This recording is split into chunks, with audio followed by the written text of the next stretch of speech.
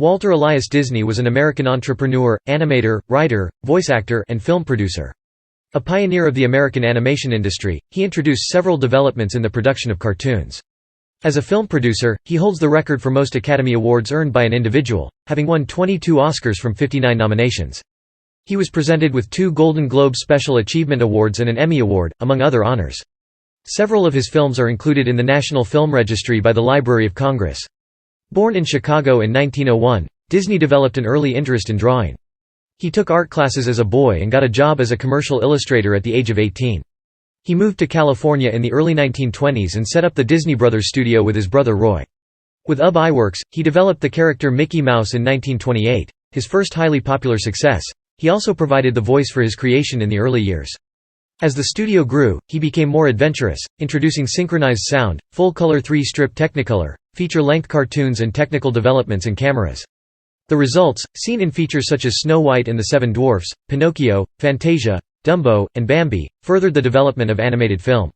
New animated and live-action films followed after World War II, including the critically successful Cinderella and Mary Poppins, the latter of which received 5 Academy Awards.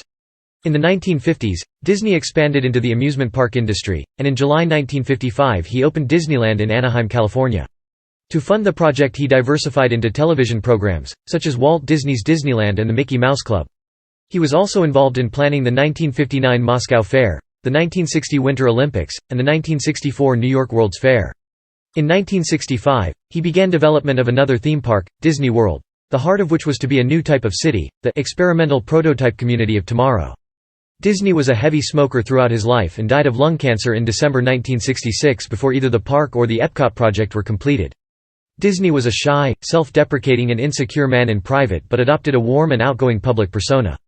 He had high standards and high expectations of those with whom he worked. Although there have been accusations that he was racist or anti-Semitic, they have been contradicted by many who knew him. His reputation changed in the years after his death, from a purveyor of homely patriotic values to a representative of American imperialism. He nevertheless remains an important figure in the history of animation and in the cultural history of the United States, where he is considered a national cultural icon. His film work continues to be shown and adapted. His namesake studio and company maintain high standards in their production of popular entertainment, and the Disney theme parks have grown in size and number to attract visitors in several countries. Biography. Early life. 1901–1920. Disney was born on December 5, 1901, at 1249 Tripp Avenue in Chicago's Hermosa neighborhood.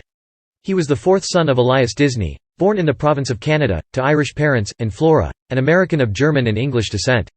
Aside from Walt, Elias and Flora's sons were Herbert, Raymond and Roy. And the couple had a 5th child, Ruth, in December 1903. In 1906, when Disney was 4, the family moved to a farm in Marceline, Missouri, where his uncle Robert had just purchased land. In Marceline, Disney developed his interest in drawing when he was paid to draw the horse of a retired neighborhood doctor. Elias was a subscriber to the Appeal to Reason newspaper, and Disney practiced drawing by copying the front-page cartoons of Ryan Walker. He also began to develop an ability to work with watercolors and crayons. He lived near the Atchison, Topeka and Santa Fe railway line and became enamored with trains. He and his younger sister Ruth started school at the same time at the Park School in Marceline in late 1909. In 1911, the Disneys moved to Kansas City, Missouri. There, Disney attended the Benton Grammar School, where he met fellow student Walter Pfeiffer, who came from a family of theater fans and introduced him to the world of vaudeville and motion pictures. Before long, Disney was spending more time at the Pfeiffers' house than at home. Elias had purchased a newspaper delivery route for the Kansas City Star and Kansas City Times. Disney and his brother Roy woke up at 4:30 every morning to deliver the Times before school and repeated the round for the Evening Star after school. The schedule was exhausting, and Disney often received poor grades after falling asleep in class, but he continued his paper route for more than 6 years. He attended Saturday courses at the Kansas City Art Institute and also took a correspondence course in cartooning. In 1917, Elias bought stock in a Chicago jelly producer, the Ozell Company, and moved back to the city with his family. Disney enrolled at McKinley High School and became the cartoonist of the school newspaper, drawing patriotic pictures about World War I. He also took night courses at the Chicago Academy of Fine Arts.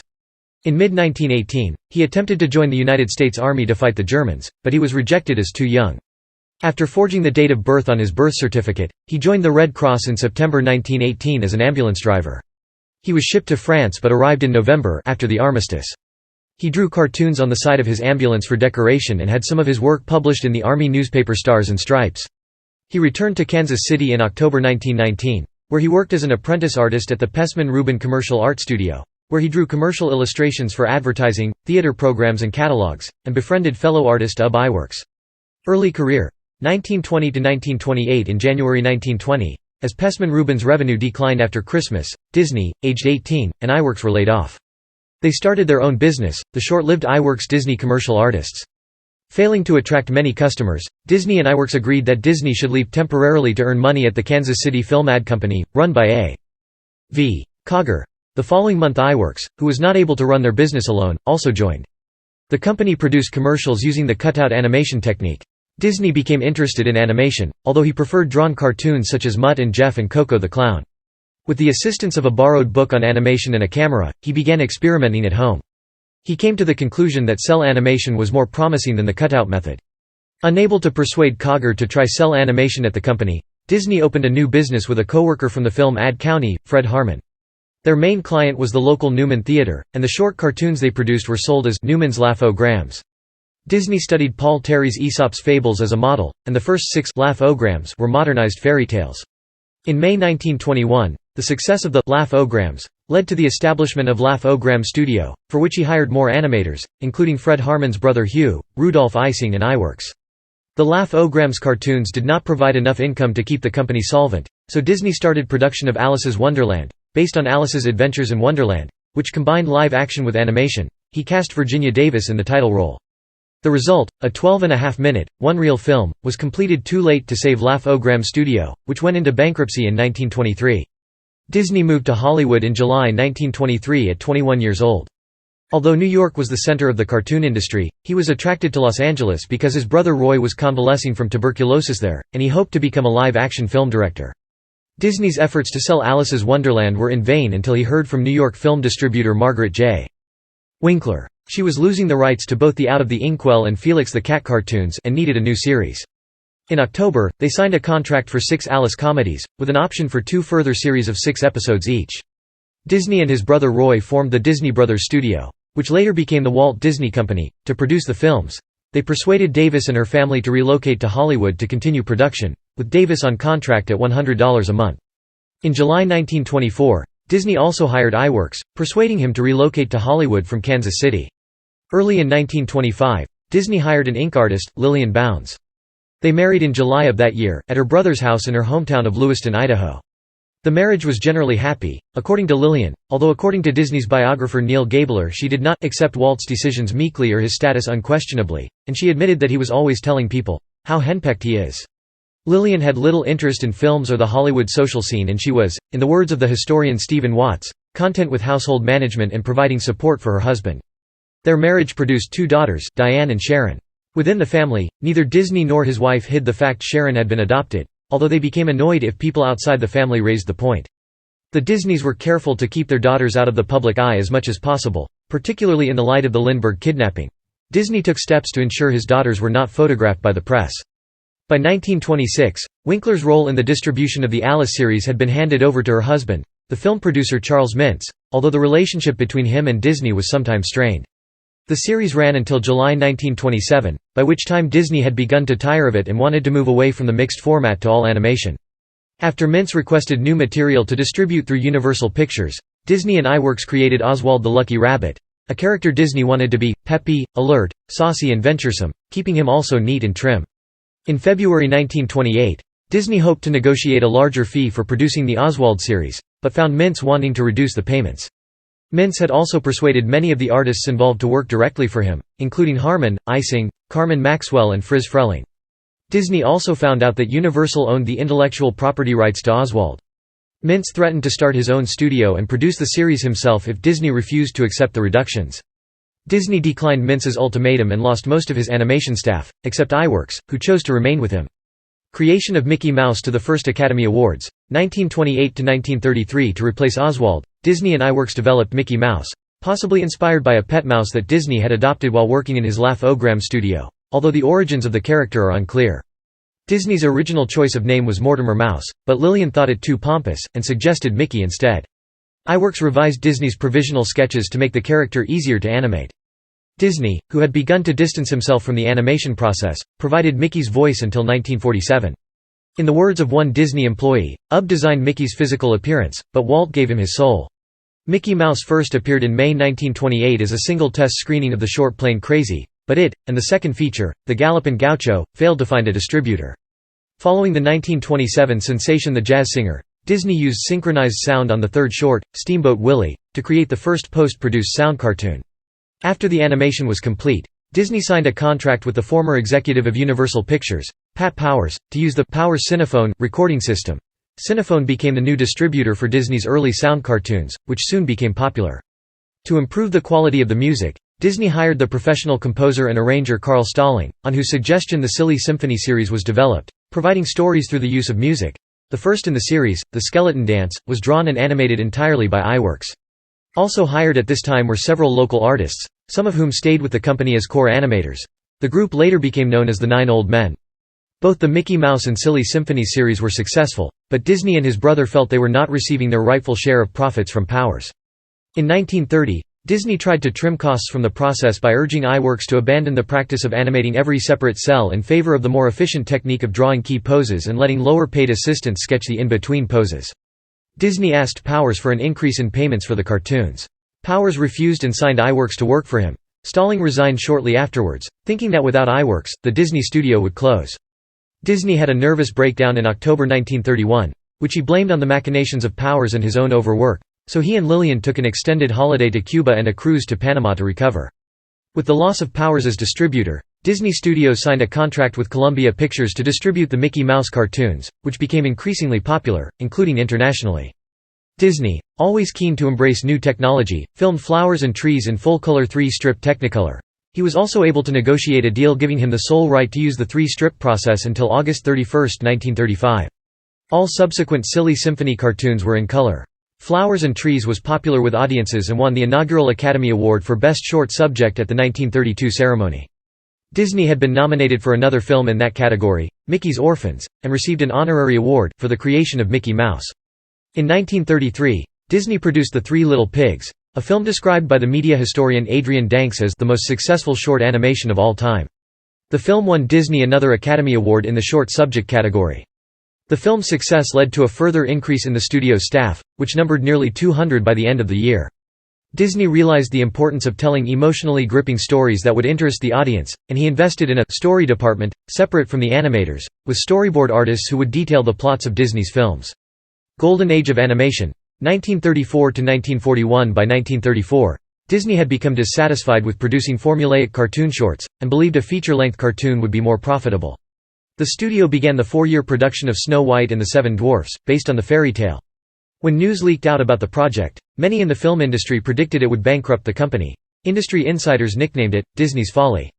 The film, which was the first animated feature made in full color and sound, cost $1.5 million to produce, 3 times over budget.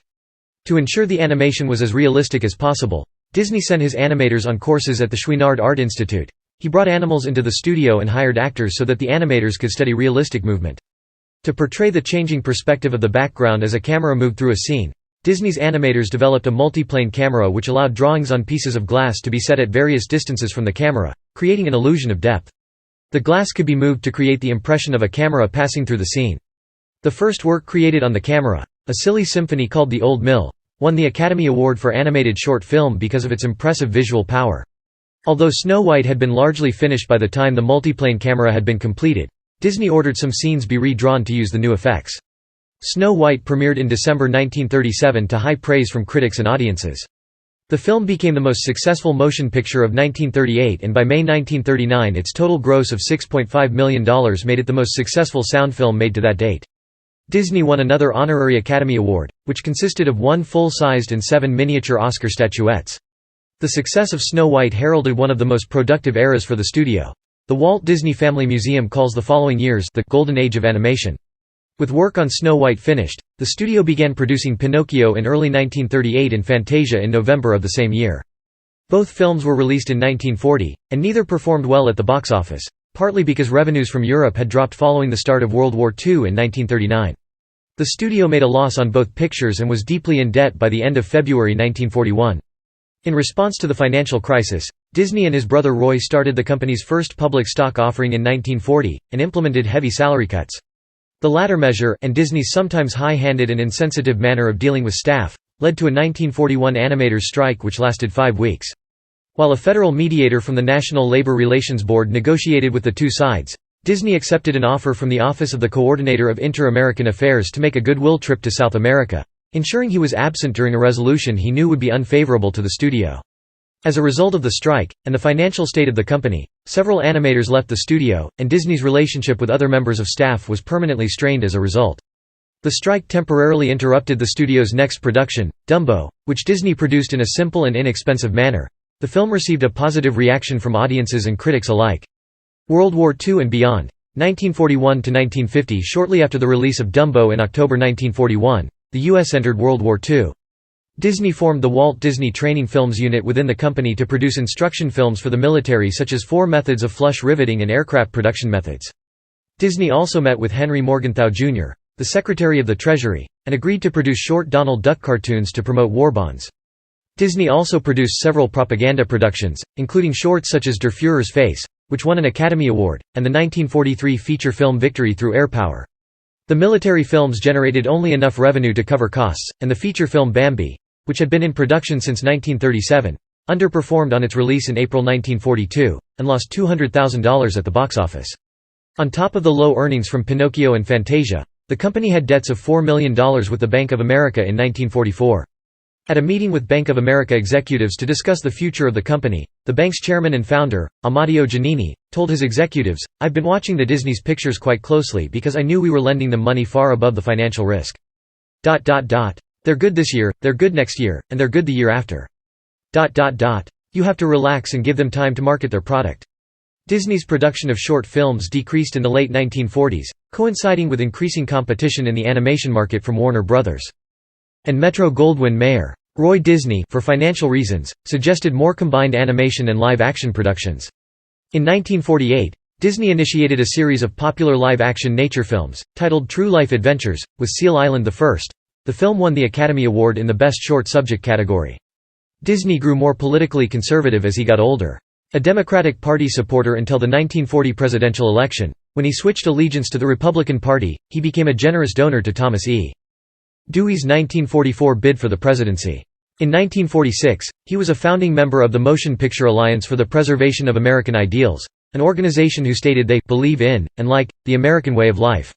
"We find ourselves in sharp revolt against a rising tide of communism, fascism and kindred beliefs, that seek by subversive means to undermine and change this way of life." In 1947, during the Second Red Scare, Disney testified before the House Un-American Activities Committee, where he branded Herbert Sorrell, David Hilberman and William Pomerantz, former animators and labor union organizers, as communist agitators. Disney stated that the 1941 strike led by them was part of an organized communist effort to gain influence in Hollywood. It was alleged by the New York Times in 1993 that Disney had been passing secret information to the FBI from 1940 until his death in 1966. In return for this information, J. Edgar Hoover allowed Disney to film in FBI headquarters in Washington. Disney was made a full special agent in charge contact in 1954. In 1949, Disney and his family moved to a new home in the Holmby Hills district of Los Angeles. With the help of his friends Ward and Betty Kimball, who already had their own backyard railroad, Disney developed blueprints and immediately set to work on creating a miniature live steam railroad for his backyard. The name of the railroad, Carrollwood Pacific Railroad, came from his home's location on Carrollwood Drive. The miniature working steam locomotive was built by Disney Studios engineer Roger E. Bragi, and Disney named it Lily Bell after his wife. After 3 years, Disney ordered it into storage due to a series of accidents involving his guests.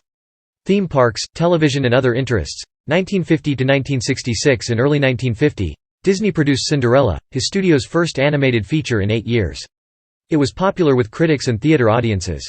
Costing $2.2 million to produce, it earned nearly $8 million in its first year. Disney was less involved than he had been with previous pictures because of his involvement in his first entirely live-action feature, Treasure Island, which was shot in Britain, as was the story of Robin Hood and his merry men. Other all-live-action features followed, many of which had patriotic themes. He continued to produce full-length animated features too, including Alice in Wonderland and Peter Pan. From the early to mid-1950s, Disney began to devote less attention to the animation department, entrusting most of its operations to his key animators, the 9 Old Men, although he was always present at story meetings. Instead, he started concentrating on other ventures. For several years Disney had been considering building a theme park. When he visited Griffith Park in Los Angeles with his daughters, he wanted to be in a clean, unspoiled park, where both children and their parents could have fun. He visited the Tivoli Gardens in Copenhagen, Denmark, and was heavily influenced by the cleanliness and layout of the park. In March 1952 he received zoning permission to build a theme park in Burbank, near the Disney Studios. This site proved too small, and a larger plot in Anaheim, 35 miles south of the studio, was purchased. To distance the project from the studio, which might attract the criticism of shareholders, Disney formed WED Enterprises and used his own money to fund a group of designers and animators to work on the plans. Those involved became known as Imagineers. After obtaining bank funding he invited other stockholders, American Broadcasting Paramount Theaters, part of American Broadcasting Company, and Western Printing and Lithographing Company. In mid-1954, Disney sent his Imagineers to every amusement park in the U.S. to analyze what worked and what pitfalls or problems there were in the various locations and incorporated their findings into his design. Construction work started in July 1954, and Disneyland opened in July 1955. The opening ceremony was broadcast on ABC, which reached 70 million viewers. The park was designed as a series of themed lands, linked by the central Main Street, USA, a replica of the Main Street in his hometown of Marceline. The connected themed areas were Adventureland, Frontierland, Fantasyland and Tomorrowland. The park also contained the narrow-gauge Disneyland Railroad that linked the lands. Around the outside of the park was a high berm to separate the park from the outside world. An editorial in the New York Times considered that Disney had tastefully combined some of the pleasant things of yesterday with fantasy and dreams of tomorrow. Although there were early minor problems with the park, it was a success, and after a month's operation, Disneyland was receiving over 20,000 visitors a day. By the end of its first year, it attracted 3.6 million guests. The money from ABC was contingent on Disney television programs. The studio had been involved in a successful television special on Christmas Day 1950 about the making of Alice in Wonderland. Roy believed the program added millions to the box office takings. In a March 1951 letter to shareholders, he wrote that, "Television can be a most powerful selling aid for us, as well as a source of revenue. It will probably be on this premise that we enter television when we do." In 1954, after the Disneyland funding had been agreed, ABC broadcast Walt Disney's Disneyland, an anthology consisting of animated cartoons, live-action features and other material from the studio's library. The show was successful in terms of ratings and profits, earning an audience share of over 50%. In April 1955, Newsweek called the series an American institution. ABC was pleased with the ratings, leading to Disney's first daily television program, The Mickey Mouse Club, a variety show catering specifically to children. The program was accompanied by merchandising through various companies. One of the segments of Disneyland consisted of the 5-part miniseries Davy Crockett which, according to Gabler, became an overnight sensation. The show's theme song, The Ballad of Davy Crockett, became internationally popular, and 10 million records were sold. As a result, Disney formed his own record production and distribution entity, Disneyland Records. As well as the construction of Disneyland, Disney worked on other projects away from the studio. He was consultant to the 1959 American National Exhibition in Moscow. Disney Studios' contribution was America the Beautiful, a 19-minute film in the 360-degree Circarima Theater that was one of the most popular attractions. The following year he acted as the chairman of the pageantry committee for the 1960 Winter Olympics in Squaw Valley, California, where he designed the opening, closing and medal ceremonies. Despite the demands wrought by non-studio projects, Disney continued to work on film and television projects. In 1955, he was involved in Man in Space, an episode of the Disneyland series, which was made in collaboration with NASA rocket designer Wernher von Braun. Disney also oversaw aspects of the full-length features Lady and the Tramp in 1955, Sleeping Beauty in 1959, 101 Dalmatians in 1961, and The Sword in the Stone in 1963. In 1964, Disney produced Mary Poppins, based on the book series by P. L. Travers. He had been trying to acquire the rights to the story since the 1940s. It became the most successful Disney film of the 1960s, although Travers disliked the film intensely and regretted having sold the rights. The same year he also became involved in plans to expand the California Institute of the Arts, and had an architect draw up blueprints for a new building. Disney provided 4 exhibits for the 1964 New York World's Fair, for which he obtained funding from selected corporate sponsors. For PepsiCo, who planned a tribute to UNICEF, Disney developed It's a Small World, a boat ride with audio animatronic dolls depicting children of the world. Great Moments with Mr. Lincoln contained an animatronic Abraham Lincoln giving excerpts from his speeches. Carousel of Progress promoted the importance of electricity, and Ford's Magic Skyway portrayed the progress of mankind. Elements of all 4 exhibits, principally concepts and technology, were reinstalled in Disneyland, although It's a Small World is the ride that most closely resembles the original. During the early to mid-1960s, Disney developed plans for a ski resort in Mineral King, a glacial valley in California's Sierra Nevada. He hired experts such as the renowned Olympic ski coach and ski area designer Willie Scheffler. With income from Disneyland accounting for an increasing proportion of the studio's income, Disney continued to look for venues for other attractions. In late 1965, he announced plans to develop another theme park to be called Disney World, a few miles southwest of Orlando, Florida. Disney World was to include the Magic Kingdom, a larger and more elaborate version of Disneyland, plus golf courses and resort hotels. The heart of Disney World was to be the experimental prototype community of tomorrow, which he described as an experimental prototype community of tomorrow that will take its cue from the new ideas and new technologies that are now emerging from the creative centers of American industry. It will be a community of tomorrow that will never be completed, but will always be introducing and testing and demonstrating new materials and systems. And Epcot will always be a showcase to the world for the ingenuity and imagination of American free enterprise. During 1966, Disney cultivated businesses willing to sponsor Epcot. He received a story credit in the 1966 film Lieutenant Robin Crusoe, USN as Retlaw Yensid, his name spelt backwards. He increased his involvement in the studio's films, and was heavily involved in the story development of The Jungle Book, the live-action musical feature The Happiest Millionaire, and the animated short Winnie the Pooh and the Blustery Day. Illness, death and aftermath. Disney had been a heavy smoker since World War I. He did not use cigarettes with filters and had smoked a pipe as a young man. In early November 1966, he was diagnosed with lung cancer and was treated with cobalt therapy. On November 30, he felt unwell and was taken by ambulance from his home to St. Joseph Hospital where, on December 15, 1966, 10 days after his 65th birthday, he died of circulatory collapse caused by the cancer. His remains were cremated 2 days later and his ashes interred at the Forest Lawn Memorial Park in Glendale, California. The release of The Jungle Book and The Happiest Millionaire in 1967 raised the total number of feature films that Disney had been involved in to 81. When Winnie the Pooh and the Blustery Day was released in 1968, it earned Disney an Academy Award in the Short Subject category, awarded posthumously. After Disney's death, his studios continued to produce live-action films prolifically but largely abandoned animation until the late 1980s, after which there was what the New York Times describes as the Disney Renaissance, that began with The Little Mermaid. Disney's companies continued to produce successful film, television and stage entertainment. Disney's plans for the futuristic city of Epcot did not come to fruition. After Disney's death, his brother Roy deferred his retirement to take full control of the Disney companies.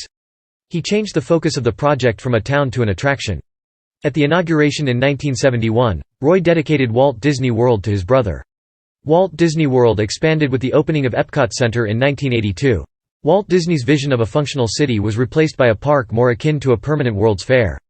In 2009, the Walt Disney Family Museum, designed by Disney's daughter Diane and her son Walter E. D. Miller, opened in the Presidio of San Francisco. Thousands of artifacts from Disney's life and career are on display, including numerous awards that he received. In 2014, the Disney theme parks around the world hosted approximately 134 million visitors. Disney has been portrayed numerous times in fictional works. H.G. Wells references Disney in his 1938 novel The Holy Terror, in which world dictator Rudd fears that Donald Duck is meant to lampoon the dictator. Disney was portrayed by Len Cariou in the 1995 made-for-TV film A Dream is a Wish Your Heart Makes, the Annette Funicello story, and by Tom Hanks in the 2013 film Saving Mr. Banks. In 2001, the German author Peter Stefan Jung published Der König von Amerika, a fictional work of Disney's later years that reimagines him as a power-hungry racist. The composer Philip Glass later adapted the book into the opera The Perfect American.